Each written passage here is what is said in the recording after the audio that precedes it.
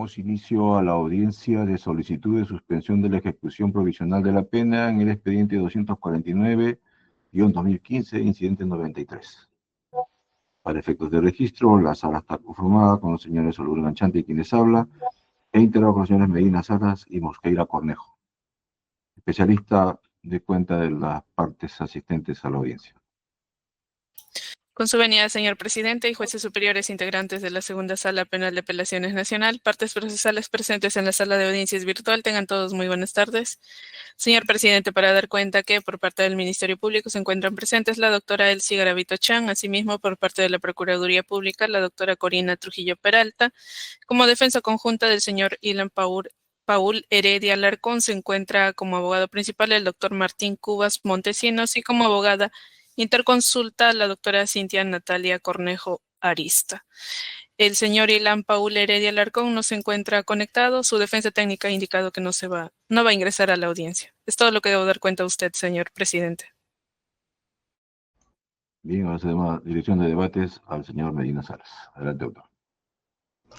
Muchas gracias, señor presidente. Buenas tardes con los concurrentes a esta audiencia virtual.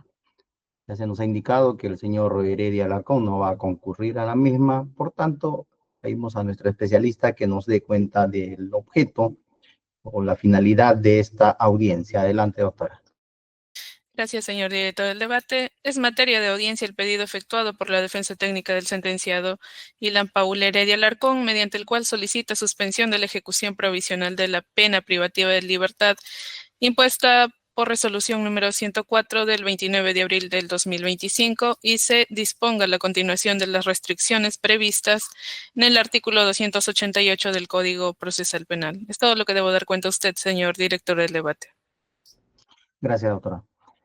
Bien, doctor Cubas, el tribunal le va a conferir un promedio de 7 minutos, doctor, para que sustente las razones, entendemos lo fundamental, por las cuales debemos acceder a su petición contracautelar. Adelante, doctor, el tribunal lo escucha. Muy buenas tardes, señor magistrado, y a todos los presentes, muchas gracias. Quería pedir permiso para compartir una diapositiva para poder ayudarme en la exposición, por favor. Adelante. Muchas gracias. A ver, un momentito para compartir pantalla.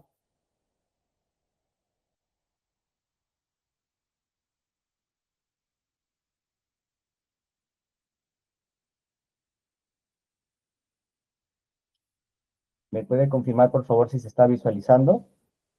Sí, estamos visualizando. Adelante. Perfecto. Seguramente me tomaría algunos minutos más. Voy a llevar también el cronómetro para poder estar respetando los tiempos que se me ha concedido. Muchas gracias. Muy buenas tardes a todos. Nos encontramos con esta solicitud de suspensión de la orden de ejecución provisional en virtud del artículo 418.2, en concordancia con el 402.2 del Código Procesal Penal, que marca cuáles son los indicadores a evaluar para este tipo de pedidos. Vamos a empezar con el peligro procesal. Sin duda hay que evaluar el comportamiento procesal del investigado. En este caso, Ilan Heredia ha afrontado el proceso penal en libertad. Nunca se requirió en su contra prisión preventiva. Estuvo con comparecencia con restricciones desde el 2016, 9 años ininterrumpidamente cumpliendo esas reglas, incluyó el pago de una caución por 30.000 soles. Tenemos en pantalla su último biométrico, el 18 de marzo del 25. En jurisprudencia de esta Corte, en el caso José Luis Carmen Ramos, ahí tenemos el número de expediente, la resolución y la fecha que está en el escrito además, se señala, el sentenciado José Luis Carmen Ramos venía afrontando el proceso en libertad, sujeto a la medida de comparecencia con restricciones, ¿no? Igual que el caso de Ilan Heredia Alarcón. Que señala la sala, esta situación implica que hasta el momento de la sentencia, el juzgado consideró que no existía un peligro procesal significativo que justificara una medida más severa. En este caso, no solamente el juzgado para el caso de Ilan Heredia, sino el propio Ministerio Público, que nunca pidió una medida distinta. Además, Ilan Heredia ha concurrido durante los 3 años al juicio oral, eso está en las actas de juicio, en el cuaderno de debates. Otro tema a tomar en cuenta es que carece de antecedentes penales y judiciales. La casación 631-2015 de Arequipa señala que es un criterio relevante que también se toma en cuenta para ver el peligro de fuga. La moralidad del imputado en ese caso también carecía de antecedentes. Ilan Heredia cuenta con todos los arraigos que lo sujetan al país. Y acá voy a partir por lo que señaló el ACUO en la página 275 para fundamentar el porqué de la orden de ejecución provisional. Y está resaltado en negrita básicamente el tema. Sin embargo, dice, no se tiene mayor información respecto del arraigo laboral, más allá de su profesión de contador público. Nosotros apreciamos una motivación insuficiente para privar de libertad a una persona, porque muy bien sabemos, y el Tribunal Constitucional lo ha dicho en sentencias como la de Juliana Yamoja, que para evaluar afectaciones de derechos fundamentales, como el de la libertad, tiene que haber una motivación cualificada. El Acuerdo Penario 1/2019 también ha señalado que para restringir derechos fundamentales hay que dar una causa específica y la motivación debe ser más estricta. Quizás hace 10 años todavía no era tan conocido el tema de que había que motivar las ejecuciones provisionales, pero esto ya ha quedado zanjado por el Tribunal Constitucional y se requiere motivación reforzada, cualificada, especial y estricta, ¿no? Y además porque Ilan Heredia goza aún de la presunción de inocencia, él es calidad de procesado. La casación 545-2020 de Arequipa señala que personas que no tienen sentencia firme aún gozan de la calidad de procesados, ¿no? Y se requiere una evaluación cuidadosa de las circunstancias, en este caso, para evaluar nuestro pedido de suspensión. El ADPO nunca solicitó el cuaderno de comparecencia con restricciones para tomar su decisión, no le preguntó a Ilan Heredia durante el juicio sobre su arraigo laboral, ni siquiera fue objeto de la acusación la situación laboral actual, por eso no había acervo probatorio al respecto. Excepcionalmente no solicitó a entidades estatales como el de salud a ver si tenía un vínculo de dependencia con algún empleador, cosa que claramente tenía, ¿no? Por eso es que nosotros en esa instancia estamos presentando todos los documentos para que ustedes puedan debidamente tomar en cuenta que tiene vasto arraigo laboral y profesional Ilan Heredia. De anexos 2 al anexo 8 de nuestro escrito hemos presentado su título profesional de contador público, la incorporación al Colegio de Contadores, la constancia de habilitación de este año, su curso en Madrid de Auditoría Forense Patrimonial, curso en Madrid de Máster en Compliance, también la especialización en peritaje contable de la Universidad de San Marcos, y como anexo 8 algo muy interesante, ¿no? Él ha sido designado como perito contable de parte a nivel fiscal y judicial en temas penales y de extinción de dominio, de manera que incluso tiene ahí un arraigo no solamente hacia sus clientes, sino hacia las propias autoridades que cuando le requieran su presencia para sustentar su informe, tiene que estar presente, ¿no? Además, hemos adjuntado como anexo 9 su relación laboral dependiente. Esta empresa Franco Claro Servicios Generales SAC ha emitido una constancia del 9 de junio del 25 donde señala que Ilan Heredia desde 2018 hasta la fecha está en el cargo de gerente de contabilidad y trabaja vía remota.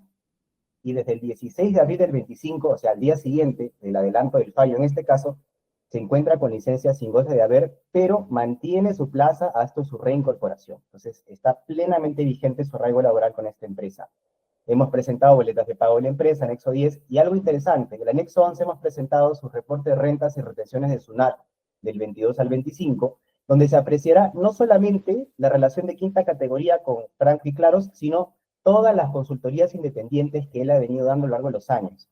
Solo a manera de ejemplo, tenemos en pantalla del año 24 la diversidad de clientes por cuarta categoría que ha tenido: Servillantas Inversiones San Juan, Mega Costum Logistics, Mega Freight International, honorarios de 3.000 soles, 3.000, 8.000, 8.000, 3.000, 9.000 en los meses de marzo, mayo, septiembre, agosto. Es decir, sin duda, una serie de clientes de cuarta categoría que también lo arraigan para que él tiene que cumplir sus deberes y sus servicios de contabilidad. A la derecha también encontramos claramente la información de la quinta categoría de Franco y Claros.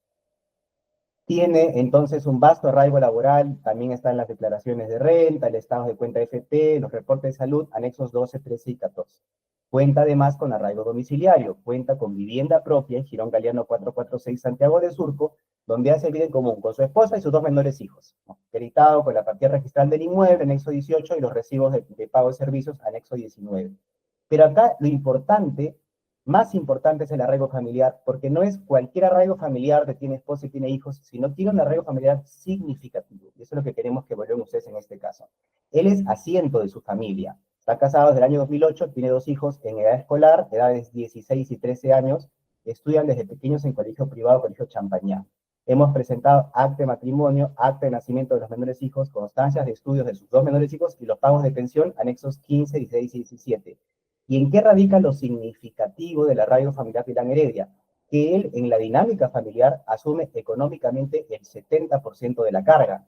Y no solo eso, sino sobre todo que se encarga del cuidado y la atención de sus menores hijos durante el día, porque él trabaja remoto desde casa, mientras que su esposa tiene trabajo presencial con horario de oficina de 8 a 6. Hemos presentado para acreditarlo en anexo 20 la declaración jurada emitida por su esposa legalizante notario. Ahí lo tenemos, Angélica Palomares Loaiza, casada con Milán Heredia, labora en el área contable de un laboratorio farmacéutico, cumpliendo horario de oficina de forma presencial. Mi esposo dice asume aproximadamente el 70% de la carga familiar. Él es el encargado de llevar y recoger a los hijos del colegio, cuidarlos en caso alguno de ellos se enferme y no asista al colegio, llevarlo al médico, ayudarlos a sus actividades, darle sus alimentos, hasta el momento que ella regrese a la casa. Y dice que su empleador le ha permitido solo por el mes de junio pueda realizar labores de manera remota, lo cual sabemos que se ha actualizado hasta este mes de agosto, que se ha programado justamente la audiencia el día de hoy, ¿no? Este arraigo, este contexto, se ha visto sin duda, este contexto familiar se ha visto afectado por la decisión de la CUO. Se está alterando actualmente el normal desenvolvimiento de los menores. Ya no cuenta con ese apoyo económico y además, sobre todo, con la presencia de Ilan Heredia en la casa, ¿no? Y el Código de Niños y Adolescentes, en su título preliminar, artículo 9, dice que a las decisiones que tome el Estado a través de sus diversos poderes, entre ellos el judicial, como es el caso de la sala, debe considerar en sus decisiones el principio del interés superior del niño y del adolescente, ¿no? También respaldado por la Convención sobre Derechos del Niño. El Código también dice, niños y adolescentes, artículo 8, el niño y el adolescente tienen derecho a vivir, crecer y desarrollarse en el seno de su familia. Hemos acudido a literatura científica. Psicólogos de ciclo de vida como Papaya, Feldman y Martorell han señalado la relación que tiene el adolescente con sus padres. Menciona que si bien los adolescentes se encuentran en sus amigos, compañía e intimidad, buscan en los padres esa base segura. Los adolescentes más seguros tienen fuertes relaciones de apoyo con los padres, quienes ofrecen un puerto seguro en tiempos de estrés emocional. Ese arraigo es importantísimo que ustedes lo tomen en cuenta al momento de evaluar este pedido. Estado de salud de Ilan Heredia. El TC también ha señalado que las condiciones de salud de un procesado deben ser consideradas al momento de determinar la ejecución de una medida privativa de libertad, justo como el pedido en que nos encontramos ahora, y por eso ustedes tienen que saber que desde el 2018 Ilan Heredia padece un trastorno mental denominado apnea del sueño en grado severo, diagnóstico de la Clínica Delgado que está en los anexos 21 y 23 de nuestro escrito. Esta enfermedad se encuentra en el Manual Diagnóstico y Estadístico de los Trastornos Mentales DSM-5 de la Asociación Americana de Psiquiatría, de la APA. Es una enfermedad catalogada además por el Ministerio de Salud peruano como rara y huérfana. Esto le valió vacunarse en un grupo especial durante la pandemia. En anexo 24 tenemos las comunicaciones que tuvo con el Ministerio de Salud en esa época. ¿Qué es la apnea del sueño? Es un trastorno del sueño relacionado con la respiración, caracterizado ¿por qué? Por episodios repetidos donde se obstruyen las vías aéreas altas durante el sueño, es decir, por momentos durante el sueño se deja de respirar. Doctor Cubas, dispense que le corte. Son 10 minutos prácticamente que lo estamos escuchando y de los dos presupuestos que se exige la norma para su solicitud, solo está usted exponiendo todavía uno. Le voy a conferir 2 minutos para que aborde el otro presupuesto. Señor magistrado, le agradezco la verdad de los hechos, doctor Cubas. Esto es lo último de estado de salud y paso a la gravedad, justamente. Le agradezco mucho, ¿no? Se encuentra actualmente con tratamiento mi patrocinado, ¿no? Y lo que tiene que hacer es usar una máquina, ¿no? Señor magistrado, también voy a usar el tiempo de mi réplica para complementar lo que me falte de tiempo, ¿sí? Tenemos un escrito con 26 anexos. Durante el sueño tiene que usar cuando duerme, y también en las siestas, una máquina que suministra con la corriente eléctrica, ¿no? Un aire a través de una mascarilla. Este artefacto lo hemos acreditado en anexo 22, la compra, la receta y la constancia de entrega. El DSM-5 señala que la enfermedad es de comienzo insidioso, progresión gradual y de curso persistente. ¿Qué es lo relevante de este caso de la enfermedad, señor magistrado? Que tiene enfermedades derivadas. Sin tratamiento. Doctor Cubas, por favor, le he pedido que aborde usted el otro presupuesto. No se olvide que el tribunal está obligado a revisar la solicitud que ha presentado usted por escrito. Entonces, no se explaye en un tema, ya lo revisaremos a conciencia lo que usted ha presentado su escrito, que también es extenso. Entonces, por favor, abreviemos, ¿ya? Pase usted al presupuesto, le agradezco con esa precisión, paso a la gravedad. En el caso de la gravedad, señores magistrados, tienen que saber que es de baja intensidad. Empiezo por la pena. La pena concreta impuesta reviste una menor intensidad a la de la pena abstracta. Tenemos la jurisprudencia de esta corte del caso Juan Salazar Silva, ahí está en el escrito, ustedes van a poder ver el número de expediente. En caso de ser aplicable el sistema de tercios, se debe verificar en cuál de ellos se determinó la pena, justamente para evaluar casos como la suspensión que estamos pidiendo. En este caso, ¿qué decía la acusación? Para los dos hechos, el Ministerio Público ubicó la pena en el tercio inferior, y de ese tercio solicitó el extremo mínimo, 10 años. ¿Qué pasó en la sentencia? En el hecho 1, apartado Venezuela, impuso 8 años, por debajo del mínimo legal, Y en el hecho 2, apartado Brasil, se impuso 4 años. Ambos también se encuentran por debajo, o sea, 4 años por debajo del mínimo legal. Y además, sobre esta pena de 4 años, conforme al artículo 56 del Código Penal, puede hasta ser suspendida su ejecución. Sin duda, esta pena de 4 años no reviste gravedad. La jurisprudencia de esta Corte, en el caso José Luis Cavazza, justamente analizó un pedido de suspensión donde el delito era lavado de activos agravado. ¿Y qué es lo que dice en ese caso la Corte? Se le sentenció a 7 años y 6 meses por debajo del mínimo legal de 10 años previsto para este delito. Ello denota menor gravedad concreta de los hechos en comparación con la gravedad abstracta. Tienen que saber ustedes que sobre las penas no ha habido ninguna impugnación del Ministerio Público.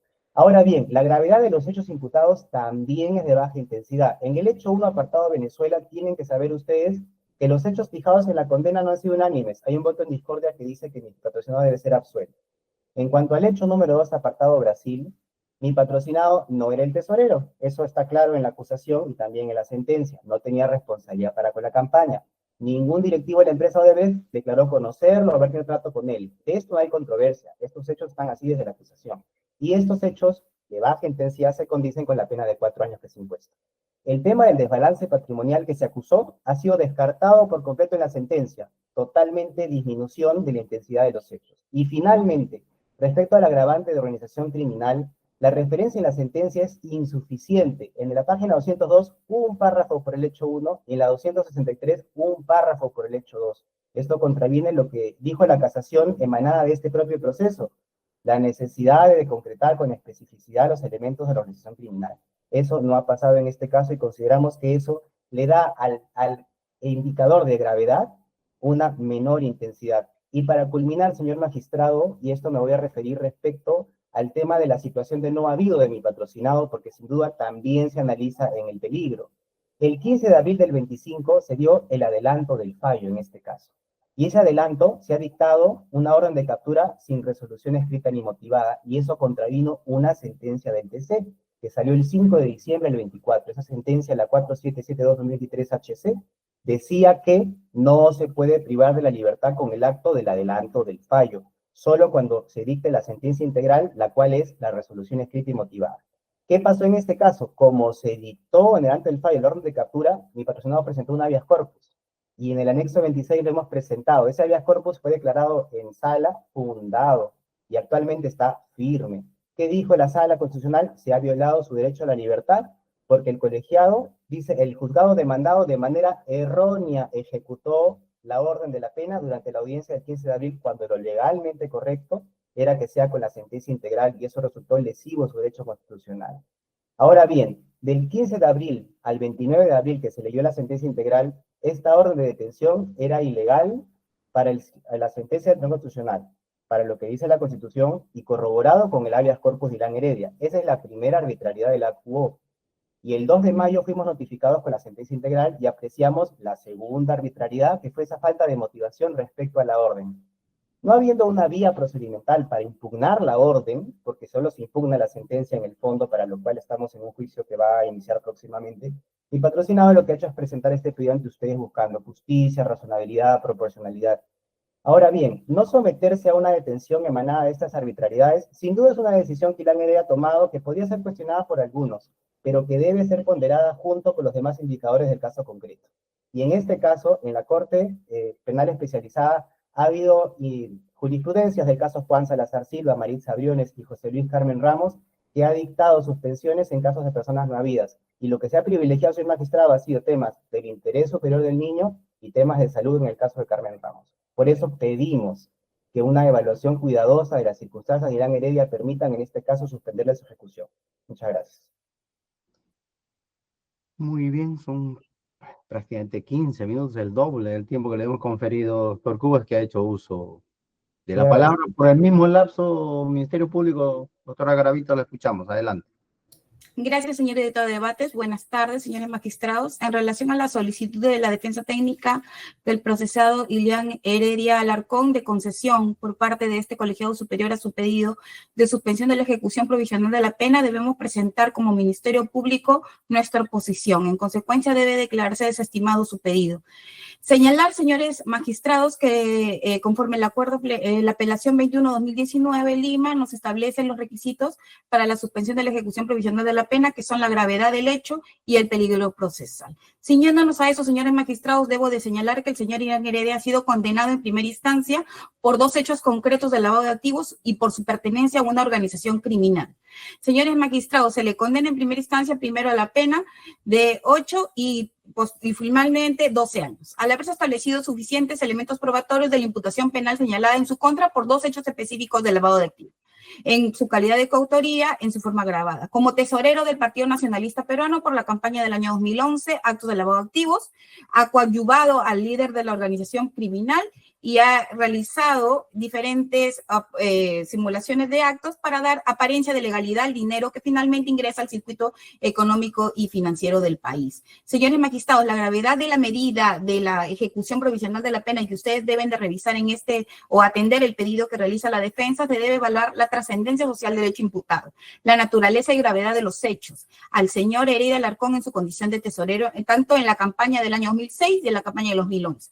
Es notorio y de público conocimiento la cercanía del señor Heredia Alarcón con una de las líderes de la organización, que es su hermana, la señora Nadine Heredia. Hablar de la naturaleza y gravedad del delito de lavado de activos y en específicamente hablar de la naturaleza de este proceso penal es hablar de la afectación sin duda del orden económico y financiero de nuestro país. El delito de lavado de activos es un delito especialmente grave y al señor Heredia Alarcón se le ha condenado por 2 hechos en específico y se les ha combinado con una pena especialmente grave, criterio objetivo y concreto que ha sido asumido por el legislador penal. Tenemos en cuenta que nuestro legislador, al sancionar las conductas de lavado de activos, en cualquiera de sus modalidades, sanciona con penas elevadas. ¿Por qué, señores magistrados? Por el perjuicio que ocasiona a la economía y social del país. Es obvia la lesividad social que incluso ha merecido la dación de instrumentos internacionales de la cual el Perú es parte, Viena, Palermo y Mérida. Otro aspecto importante, señores magistrados, y no menor, es evaluar el comportamiento procesal del señor Heredia Alarcón. Hemos escuchado la defensa de que el señor no presenta peligro de fuga, que el señor ha tenido un comportamiento procesal durante todo el proceso, que ha asistido a todas las etapas del juicio oral y que por ello debe de ser considerado que no advertiríamos un riesgo de fuga. Señores magistrados, decir eso es equiparar el comportamiento procesal de un imputado en un proceso como el comportamiento procesal que tiene ahora el señor que es acusado en primera instancia cuando ya es condenado en la primera instancia. Vemos, señores magistrados, que el señor Heredia Alarcón, y este es un dato objetivo que lo señala la defensa y lo reconoce, no se presentó a la audiencia del alegato de fallo, tiene la condición de no habido, se ha fugado, señores magistrados. ¿Qué podemos decir? Como dice la defensa, que debe ser cuestionada esa actitud por algunos o por el Ministerio Público. No, señor magistrado, es un dato objetivo que incrementa evidentemente el peligro procesal, el peligro de fuga, que es la base también, o es otro de los requisitos que se debe tomar en cuenta para la suspensión de ejecución de la pena. No solamente el señor Heredia Alarcón tiene la gravedad de la pena que se le ha impuesto, como es la pena de 12 años, la magnitud del daño que ha causado, la ausencia de una actividad voluntaria del imputado para repararlo, porque no se ha presentado ante la sala. Es decir, ante la orden impartida por nuestro Poder Judicial, el señor Heredia Alarcón no la ha acatado, no, ese que entra en calidad de no habido.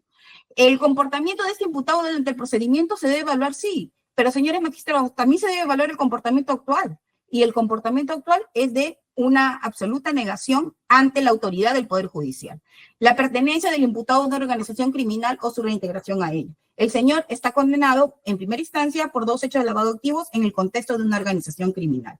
También hemos escuchado la defensa que tiene todos los arraigos, que no se ha sido debidamente motivada la resolución judicial, la sentencia en el momento que solicitó la ejecución de la pena.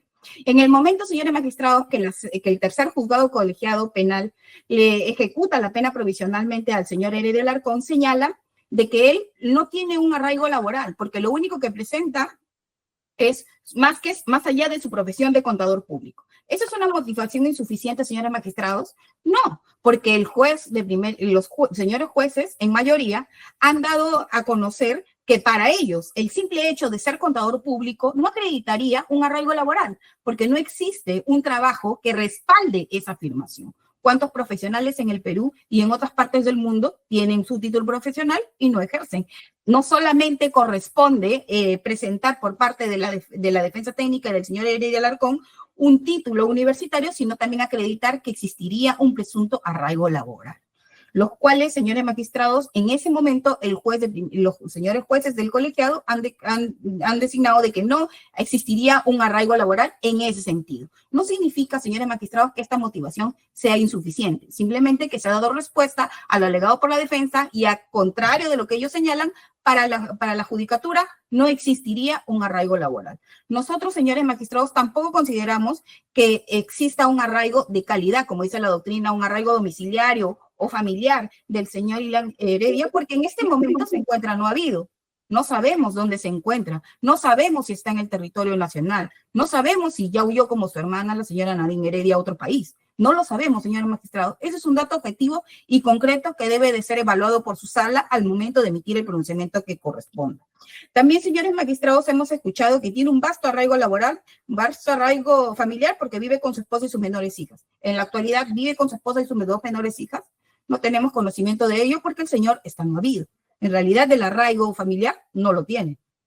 O arraigo domiciliario, que es lo que pide el artículo 269, literal 1, que señala, y se me permite leer la literalidad del artículo, el arraigo en el país del imputado, determinado por su domicilio, no sabemos, no el señor, el hecho de que tenga una propiedad no significa que está viviendo en él, está en condición de no habido.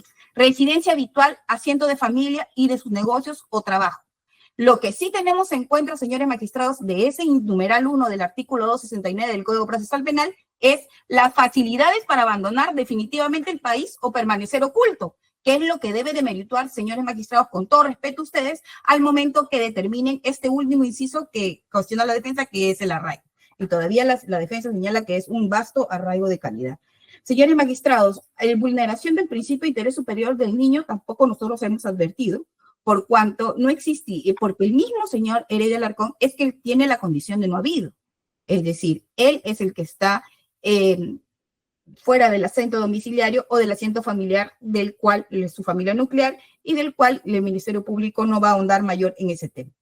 Igual, señores magistrados, señalar, ¿no?, que la defensa, al tratar de justificar el hecho de que el señor Heredia Alarcón tenga la condición de no habido, habla de que el adelanto de fallo ha habido una vulneración del debido derecho, de las detenciones. Señores magistrados, lo que debemos de señalar en este caso es que no se ha vulnerado ni la ejecución inmediata que contemplaba el adelanto de fallo, porque así lo señala también el Código Procesal Penal en el artículo 398, en el cual señala y establece que en casos complejos como este, que es una organización criminal, que son 3 actos de lavado de activos y que el señor Heredia Alarcón tiene participación en 2 hechos graves de lavado de activos, en estos casos complejos, la judicatura puede hacer un adelanto de fallo exponiendo las razones del mismo y la parte resolutiva, la cual dictará en su totalidad en el plazo de ley. Esto le autoriza el Código Procesal Penal a la judicatura, y eso es lo que pasó en la realidad. No podemos pretender justificar el hecho de no presentarnos ante la autoridad judicial con decir que ha habido una vulneración por un adelanto de fallo, señores magistrados. Nosotros, muy respetuosamente, consideramos que no concurren los presupuestos para solicitar la suspensión de la ejecución provisional de la pena y no se debe ser atendido el pedido de la defensa técnica. Finalmente, señores magistrados, conforme advertimos de otras audiencias de la Dirección de Debates, ¿qué suspensión de ejecución provisional de la pena se le puede pedir al señor Ilan Heredia Alarcón si en teoría no está cumpliendo una medida? Si el señor está no habido. ¿Qué es lo que pretende realmente la defensa con este pedido? Pretende que se le levanten las órdenes de captura, porque el señor tiene orden de captura al existir una sentencia en primera instancia. ¿Para qué? Para el Ministerio Público es claro que es para eludir la acción de la justicia. Finalmente, señores magistrados, esa es la posición del Ministerio Público.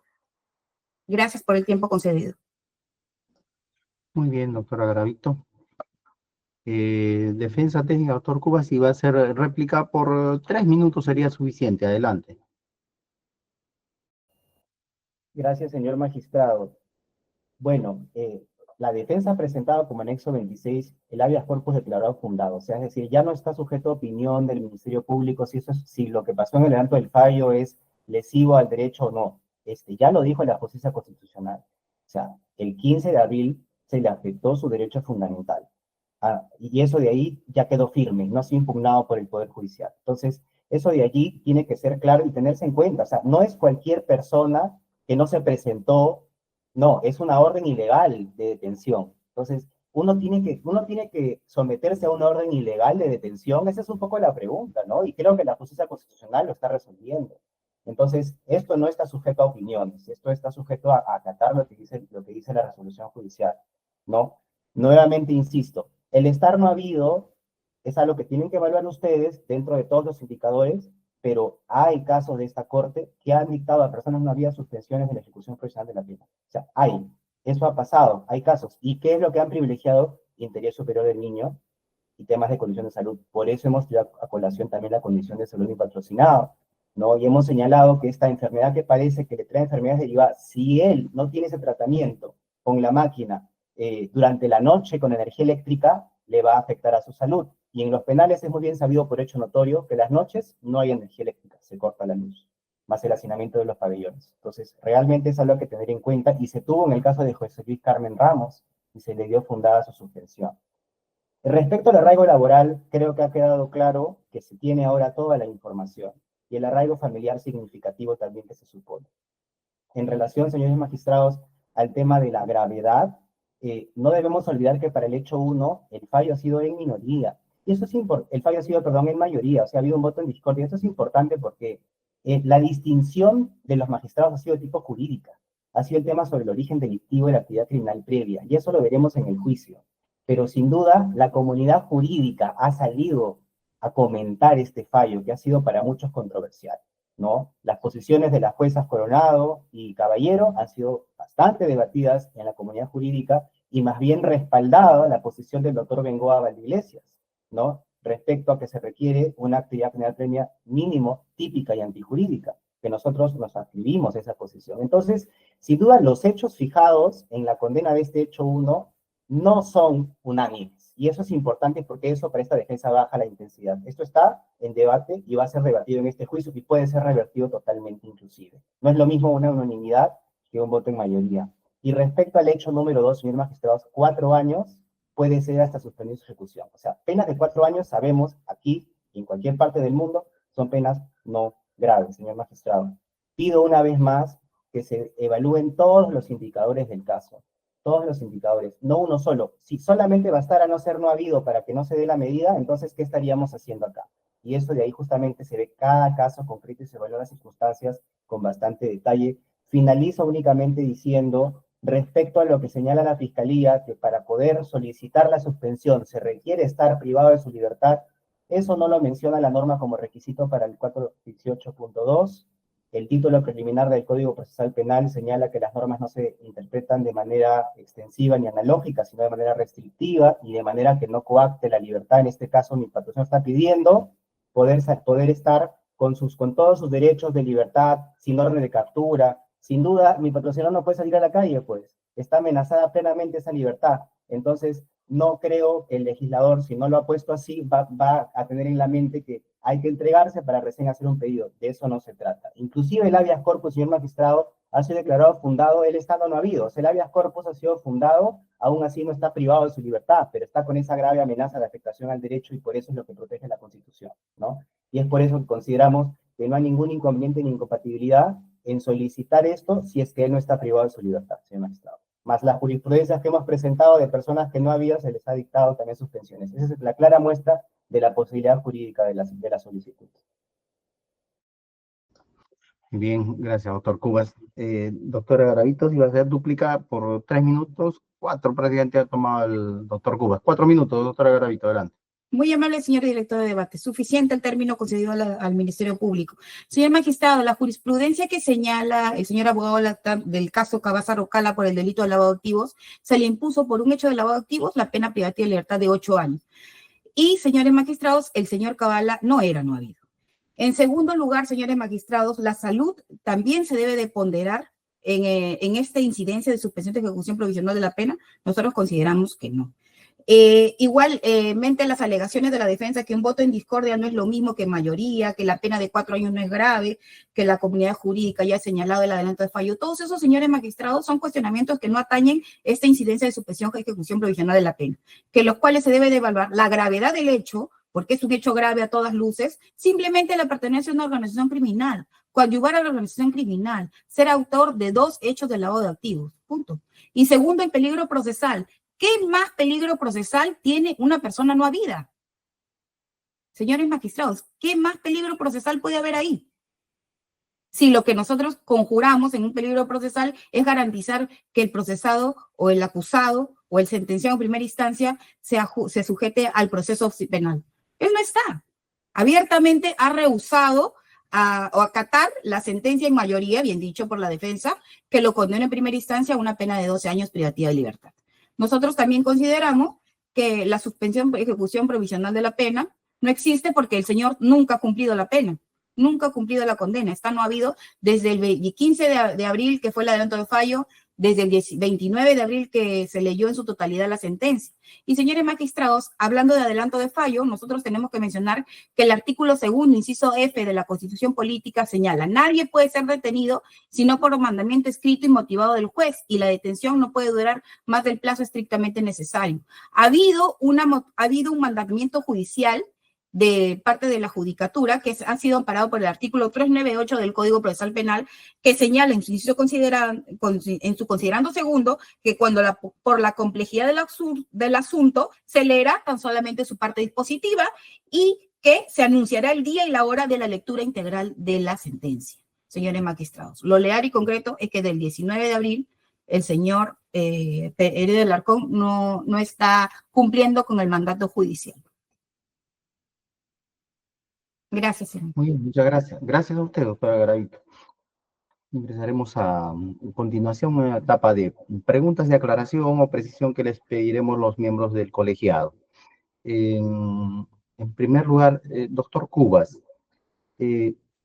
respecto de este dilema formal, de orden formal ciertamente, de si se puede o no disponer la suspensión de la ejecución provisional de una condena que materialmente no se está ejecutando, usted ha aludido pronunciamientos jurisdiccionales, me parece, de esta Corte. La pregunta es, ¿hay pronunciamientos de la Corte Suprema con carácter vinculante que esta sala deba respetar, deba observar? Adelante, doctor Cubas.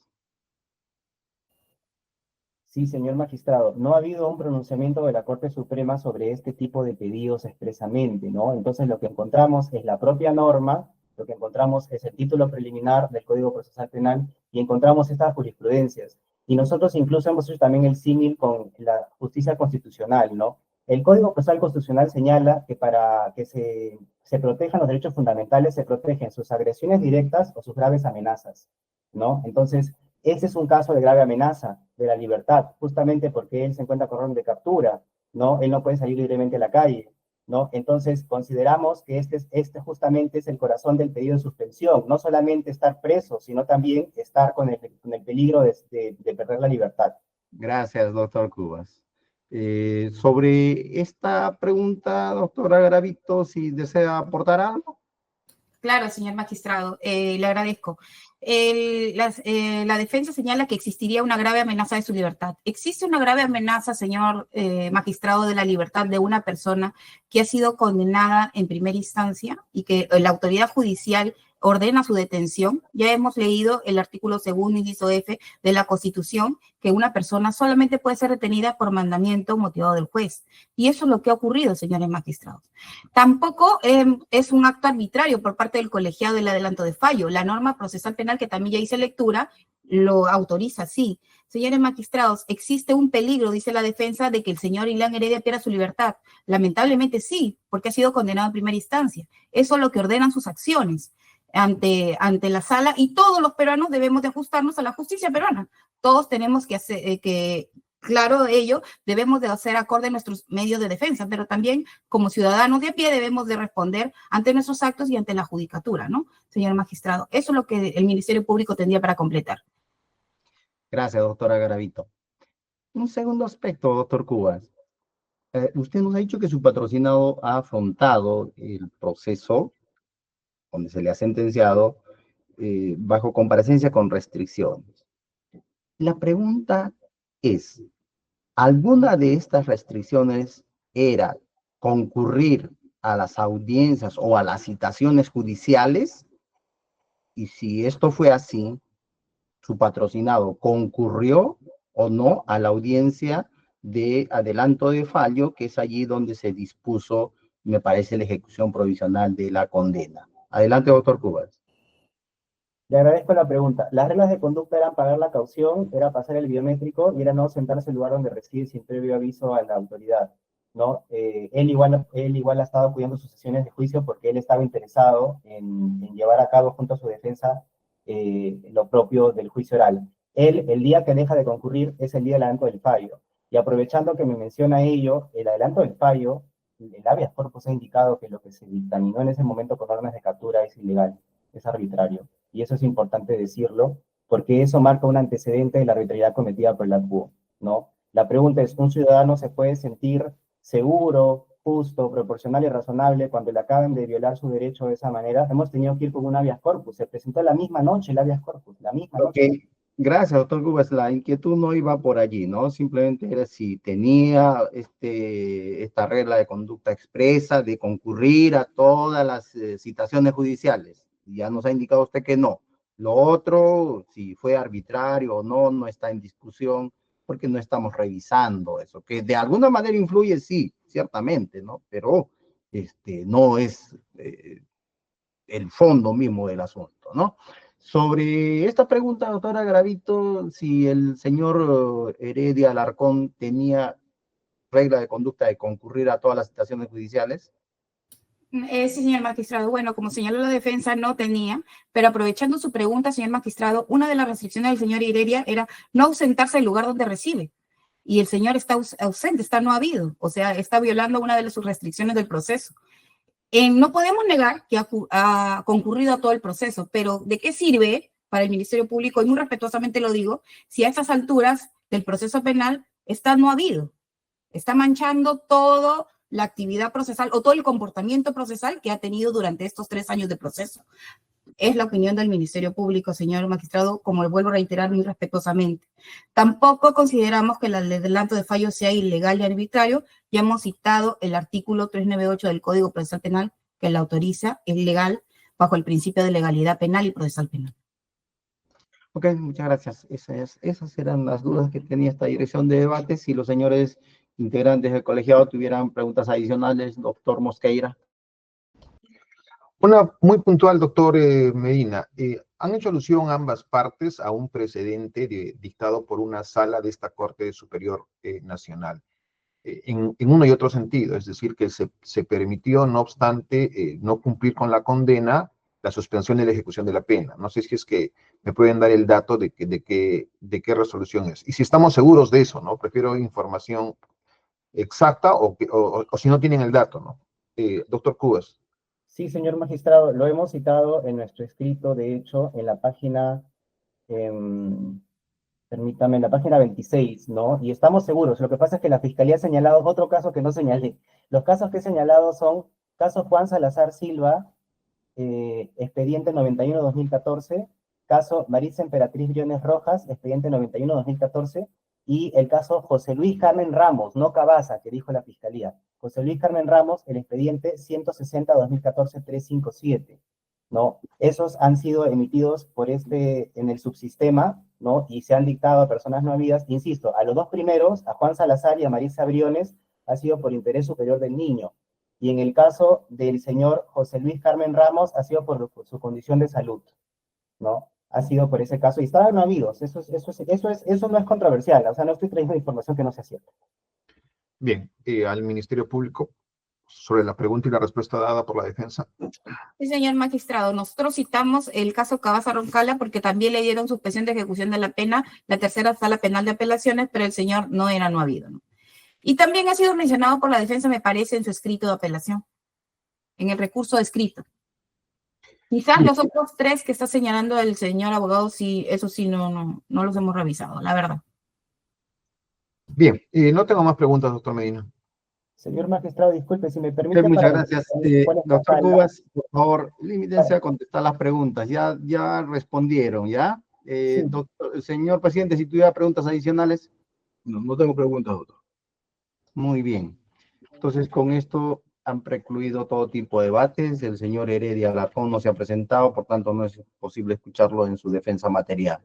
Entonces, comunicamos a las partes que a partir de este momento el tribunal ingresa a la etapa deliberativa y la resolución que se expida le será notificada a sus domicilios procesales dentro del plazo legal que prevé la norma. Y si no hay más intervenciones, señor presidente, creo haber cumplido su encargo. Muchas gracias. Siguen siendo las 4:16 de la tarde, concluye esta audiencia. Buenas tardes con todos. Buenas tardes. Buenas tardes, gracias. Buenas tardes, gracias.